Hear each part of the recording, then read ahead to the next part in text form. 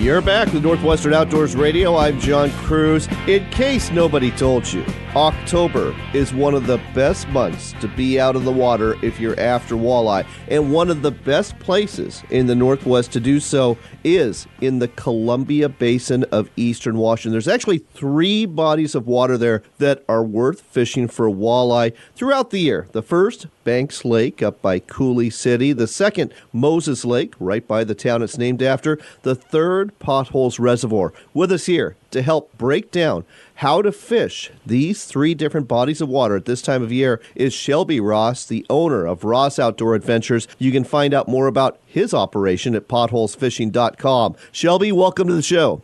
Great to be here, John. So, Shelby, I love walleye fishing this time of year. There's something about that cooler weather that comes in and the cooler water that just seems to trigger the bite during this month. So I thought we'd kind of work our way from north to south and talk about the different fisheries. I know you are fishing potholes at this time of year, but I also know that you've had experience fishing all 3 of these lakes. So starting at Banks Lake, when it comes to fall fishing, where are the hot spots on this long lake that stretches from Coulee City all the way up to Electric City?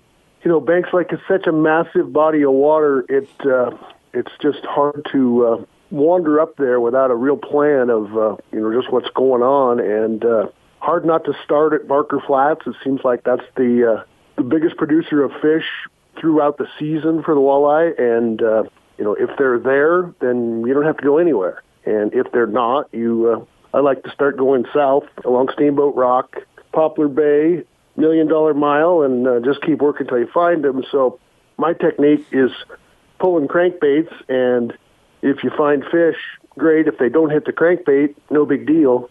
Switch to bait and stay on them. When it comes to depth, Banks Lake can be really different. I know at certain times of the year, people are fishing crankbaits in as shallow as 6 feet of water. I'm guessing that's not the case during the September-October time frame, is it? Well, no, because the weed growth has occurred all summer with the warm water temperatures, and so there's weeds in 15, even 20 foot of water, and pulling cranks in them, you just have a mess generally. Now, if you can find weeds that are growing part way up the water column and you can pull cranks over the top of them, you have phenomenal walleye fishing. Well, I live in the weeds, so interesting. Really effective.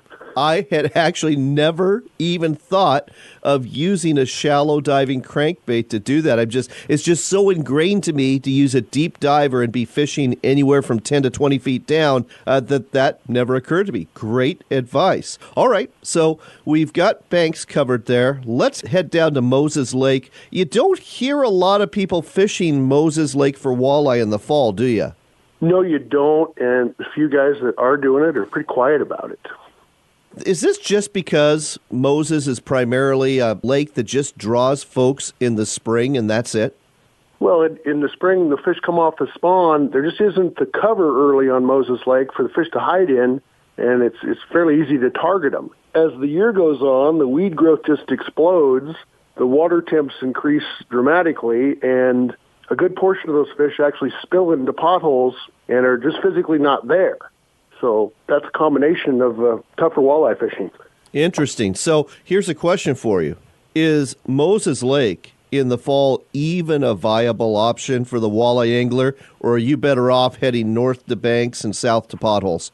Generally, you're better off going somewhere else, but every year somebody I know will say, boy, we've been doing really well, right in front of my house in Moses, just don't tell anybody. And they'll go out there targeting perch or smallmouth and have a mess of walleye, and then all of a sudden they become the target.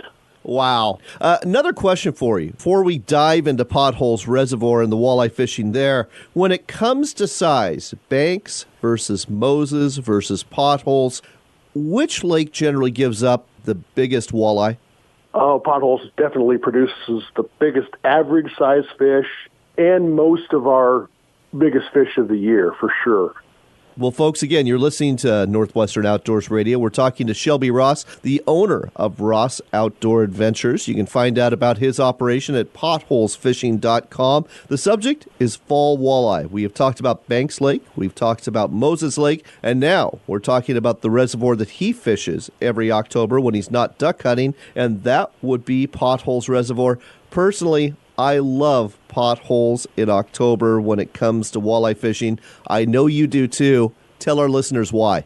It's just such a unique body of water, and in the fall, the water level's drawn down 20 plus feet from the high water of the spring.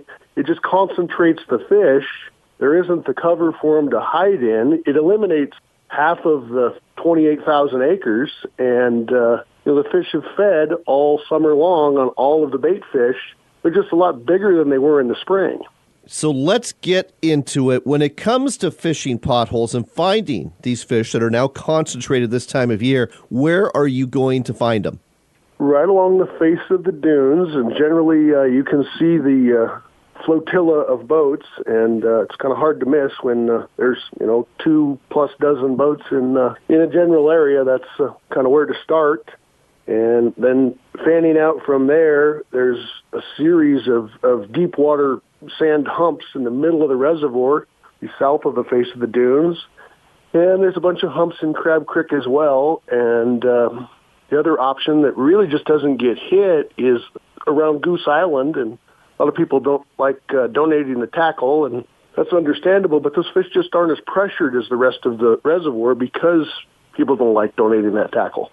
It's funny you mention that. I mean, you're right. Fishing off the face of the dunes and those humps, you're not going to lose a whole lot of tackle. Sandy bottom and easy fishing as far as that goes. Compared to Goose Island, very rocky. You will donate tackle to the fishing rock gods, no doubt about that. But you're right. There are fish there at times, and good fishing too. Here's another question. Now that we know where to look for them, how do we go about catching them? Because I know when it comes to fall walleye, I guess there's 3 basic techniques. There's crankbaits, there's, trolling a spinner harness behind a bottom bouncer, and some people are already blade baiting. What do you do? I pull cranks, and I've been pulling cranks for the last week, and the joke is I'm not going to put bait on until sometime the end of October. Every year is a little different, and in most bodies of water, like you go to Banks Lake and you pull crankbaits, and if you don't have a good breeze or good cloud cover, they're just not going to hit the cranks. We don't have that here in the fall. We have such low water clarity. We have a big algae bloom, and we're pulling cranks in the heat of the day without a ripple of wind effectively. So that's kind of rare. Oh, it is. And when it comes to how deep you're trolling these crankbaits and colors, what does that look like? Well, these sand humps in the middle of the reservoir right now are about 10 foot deep on the top of them, and they drop off to 25. And a number 5 shad wrap or flicker shad is running about 11 or 12 foot, puts you right in the zone. And you can pull bigger cranks because digging in the sand, they just don't get hung very often. So you can get away with a little more dive depth, but the number 5 is far and away the most popular option. And color, if you had to choose one? Forever, Fire Tiger has been the main color here. This year, silver and black and gold and black have really dominated the last week. The funny part is it's hard to keep the crappie off to catch walleye. Oh, yes. We had that experience on Labor Day weekend. We were trolling for walleye, and my son pulled in a beautiful 13-inch crappie. But if you are after walleye, this is the time of year to do it. And if you want to go out with an expert who can show you a great day, go with Shelby Ross, owner of Ross Outdoor Adventures. His website, potholesfishing.com. That's potholesfishing.com. And by the way, he has limited openings in October for cast and blast opportunities. Go duck hunting in the morning, enjoy some duck poppers and duck kebabs, then go fishing in the afternoon for walleye. You will love the experience. The website again, potholesfishing.com. Thanks, Shelby. Thank you, John.